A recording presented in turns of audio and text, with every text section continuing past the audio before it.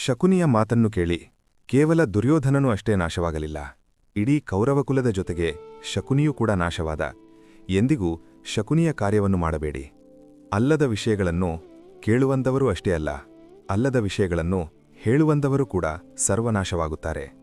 ಯಾವ ಹಸು ತನ್ನ ಕರುವಿಗೆ ನೋವು ಸಂಗ್ರಹ ಮಾಡಿ ಇಟ್ಟು ಸಾವನ್ನಪ್ಪುವುದಿಲ್ಲ, ಆದರೆ ಮನುಷ್ಯನು ಹಾಗಲ್ಲ. ತನ್ನ ಮಕ್ಕಳಿಗೆ ಬೇಕು, ಮೊಮ್ಮಕ್ಕಳಿಗೆ ಬೇಕು ಎಂದು ಸಿರಿ ಸಂಪತ್ತನ್ನು ಕೂಡಿಡುತ್ತಾನೆ.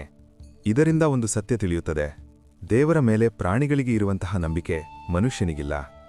ಜೀವನ ಇರುವುದು ಕೇವಲ ಎರಡು ದಿನ. ಒಂದು ನಿನ್ನ ಪರವಾದ ದಿನ, ಇನ್ನೊಂದು ನಿನ್ನ ವಿರುದ್ಧವಾದ ದಿನ. ಪರವಾದ ದಿನದಂದು ನೀನು ಅಹಂಕಾರವನ್ನು ತೋರಿಸಬೇಡ, ವಿರುದ್ಧವಾದ ದಿನದಂದು ತಾಳ್ಮೆಯನ್ನು ಕಳೆದುಕೊಳ್ಳಬೇಡ.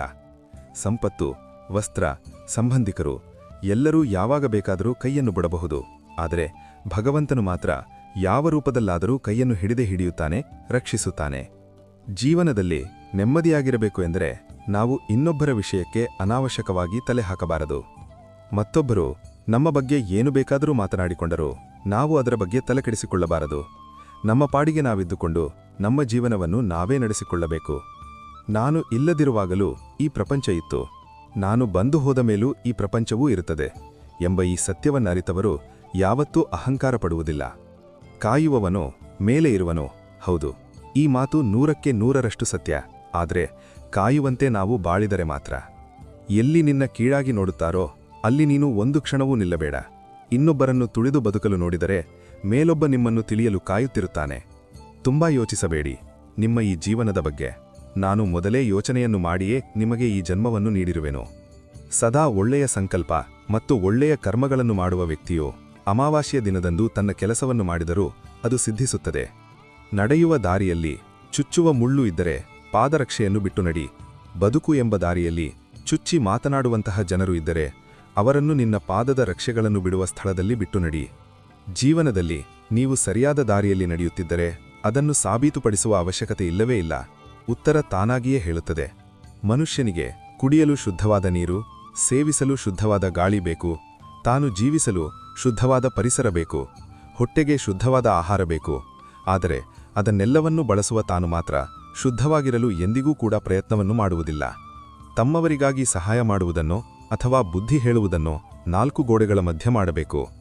ನಮ್ಮವರಿಗೆ ಗೌರವ ಕೊಡುವುದನ್ನೋ ಅಥವಾ ಪ್ರಶಂಸೆ ಮಾಡುವುದನ್ನೋ 4 ಜನರ ಮಧ್ಯೆ ಮಾಡಬೇಕು.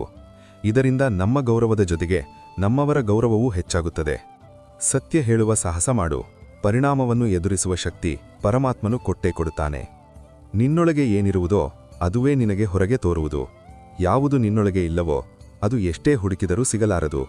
ತಪ್ಪು ಹೆಜ್ಜೆ ಇಡುವುದು ತುಂಬಾ ಸಹಜ, ಅದರಿಂದ ಬೇಗ ಎಚ್ಚೆತ್ತುಕೊಳ್ಳುವುದು ಬುದ್ಧಿವಂತಿಕೆ. ತಪ್ಪಾದಾಗ ಕೊರಗುವುದಕ್ಕಿಂತ ಮುಂದೆ ತಪ್ಪಾಗದಂತೆ ನೋಡಿಕೊಳ್ಳುವುದೇ ಉತ್ತಮ. ಭಗವಂತ ಹೇಳುತ್ತಾನೆ: ಮನುಷ್ಯ, ನೀನು ಹೇಗೆ ಇಷ್ಟಪಡುತ್ತೀಯೋ ಹಾಗೆಯೇ ಮಾಡುತ್ತೀಯ, ಆದರೆ ಅದು ನಾನು ಹೇಗೆ ಇಷ್ಟಪಡುವೆನೋ ಹಾಗೆಯೇ ಆಗುತ್ತದೆ. ಅದಕ್ಕೆ ನೀನು ನನ್ನಿಷ್ಟದಂತೆ ಮಾಡು, ಆಗ ಅದು ನಿನ್ನಿಷ್ಟದಂತೆ ಆಗುತ್ತದೆ. ಬದುಕಿನ ಬಗ್ಗೆ ಬಹಳ ಯೋಚಿಸಬೇಡ. ನೀವು ಸರಿಯಾದ ನಿರ್ಧಾರ ತೆಗೆದುಕೊಂಡಿದ್ದೀರಿ ಎಂದು ಭಾವಿಸಿ ಮುನ್ನಡೆಯುತ್ತಿರಬೇಕು. ಆಗುವುದು ಆಗುತ್ತಿರುತ್ತದೆ. ಮನುಷ್ಯ ಎಷ್ಟೊಂದು ವಿಚಿತ್ರ ಅಂದ್ರೆ, ತಾನು ಅಂದುಕೊಂಡಂತೆ ಆದ್ರೆ ದೇವರಿದ್ದಾನೆ ಎನ್ನುತ್ತಾನೆ. ಒಂದು ವೇಳೆ ಅಂದುಕೊಂಡಂತೆ ಆಗಲಿಲ್ಲ ಅಂದ್ರೆ ಆವಾಗ ದೇವರೇ ಇಲ್ಲ ಅಂತ ಅಂದುಕೊಳ್ಳುತ್ತಾನೆ. ಆದರೆ ಎಂದಿಗೂ ಕೂಡ ನಾನು ಅಂದುಕೊಂಡಿರುವುದು ಯೋಗ್ಯನೋ ಅಥವಾ ಅಯೋಗ್ಯನೋ ಎಂದು ಯೋಚನೆನೂ ಕೂಡ ಮಾಡುವುದಿಲ್ಲ. ಒಳ್ಳೆಯವರಿಗೆ ಮೋಸ ಮಾಡಿ ಅವರ ಮನಸ್ಸನ್ನು ನೋಯಿಸಿ ಕೆಲವು ಮೋಸಗಾರರು, ಪಾಪಿಗಳು ಬಂದು ನನ್ನ ಮುಂದೆ ದೀಪ ಹಚ್ಚಿ ನನಗೆ ಒಳ್ಳೆಯದನ್ನು ಮಾಡು ಭಗವಂತ ಎಂದು ಬೇಡಿಕೊಳ್ಳುತ್ತಾರೆ. ಆದರೆ ಅವರು ನನ್ನ ಮುಂದೆ ಹಚ್ಚುತ್ತಿರುವ ದೀಪದಿಂದಲೇ ಅವರ ಸರ್ವನಾಶವೂ ಪ್ರಾರಂಭವಾಗುತ್ತದೆ.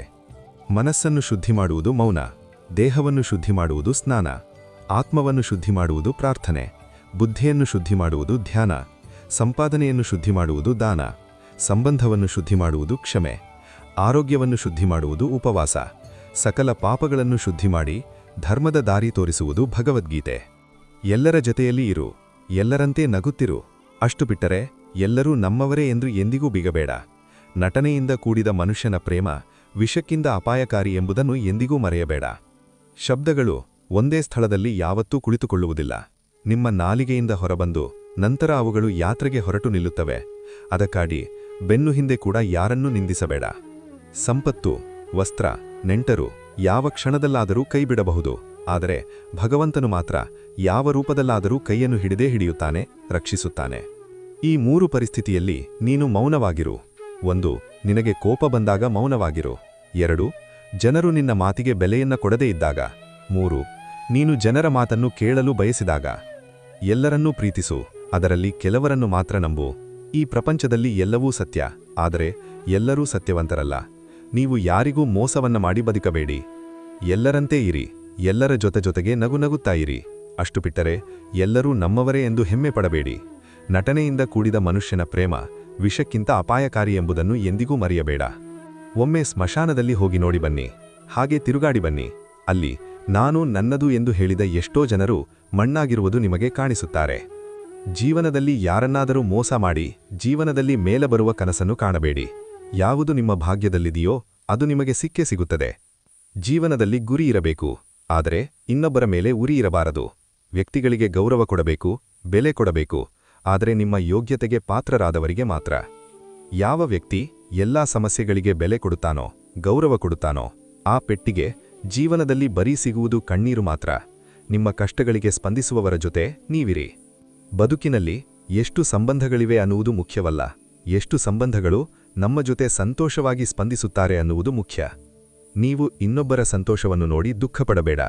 ಯಾರಿಗಾದರೂ ಮೋಸ ಮಾಡಿ ನೀವು ಸಂತೋಷವಾಗಿ ಬದುಕಲು ಸಾಧ್ಯವೇ ಇಲ್ಲ. ಕಷ್ಟಪಟ್ಟು ನಿಯತ್ತಿನಿಂದ ಪ್ರಯತ್ನಪಟ್ಟು ಕೆಲಸ ಮಾಡಿ. ನಿಮ್ಮ ಪ್ರಾರ್ಥನೆಗೆ ಪ್ರತಿಫಲ ಸಿಗದೇ ಇದ್ದರೆ ಭಗವಂತ ನಿಮ್ಮನ್ನ ಪರೀಕ್ಷೆ ಮಾಡ್ತಾ ಇದ್ದಾನೆ ಅಂತ ಅರ್ಥ. ಯದಾ ಯದಾ ಹಿ ಧರ್ಮಸ್ಯ ಗ್ಲಾನಿರ್ಭವತಿ ಭಾರತ ಅಭ್ಯುತ್ಥಾನಾಮಧರ್ಮಸ್ಯ ತದಾತ್ಮಾನಂ ಸೃಜಾಮ್ಯಹಂ.